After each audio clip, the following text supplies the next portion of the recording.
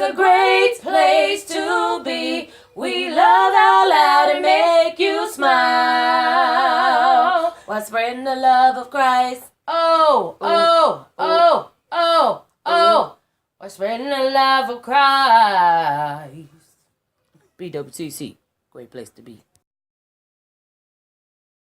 See, sometimes you might look at your situation and be like, how did I get in this? I was just praising God and it seemed like all hell just broke loose. But God is brewing something on the inside. See, the enemy wants you to think that the harder that you praise, that more stuff is going to come your way. But I'm telling you that my God is greater.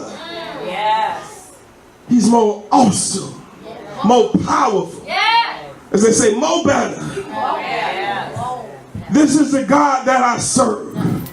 And it said, so last week when I covered this with this, I said that the enemy tries to bring you into a hopeless situation.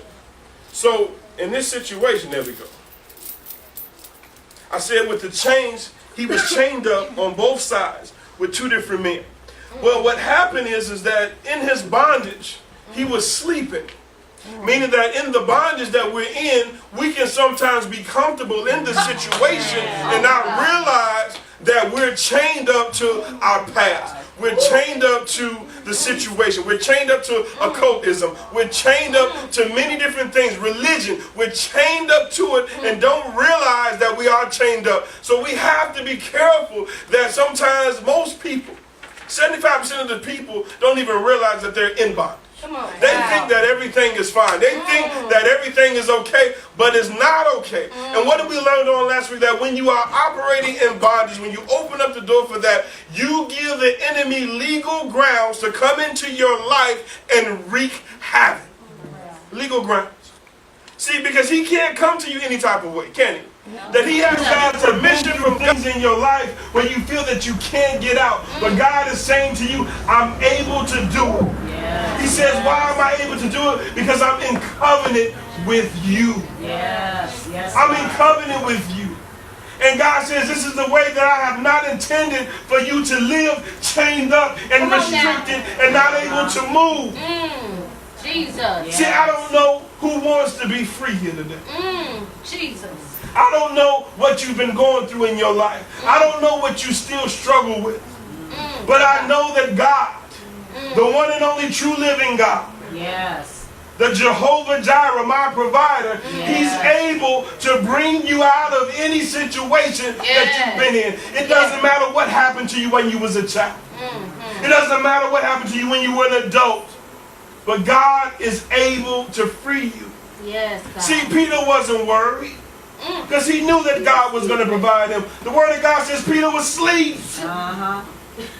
Because he knew that deliverance was there. He knew that God was going to bring him out. So what are you doing in your situation that you're chained up to? What are you doing? Do you believe that God can bring you out? Or are you just going to stay bound up? You're just going to stay restricted. You're going to stay in a position where you can't get out, where you can't move.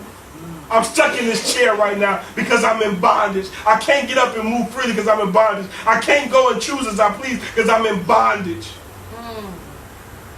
But God says freedom is to be had. The windows of heaven are open. God says, do you want to be free? And God says, if you want to be free, he says, I'm ready to walk you up out of that mess. Do you get that? So what did he do? The angel of the Lord came into the prison cell and touched him to wake him up. And guess what it says? It says the chains fell. Jesus. Come on now. He was in bondage no more. Come on now. See, it doesn't matter what got you into bondage. But God is able to get you out. Jesus. Sometimes we can be still hurt and in bondage because we still reliving something that happened to us over and over and over. But God says, I want you to put that in the past because that's hindering you from moving forward.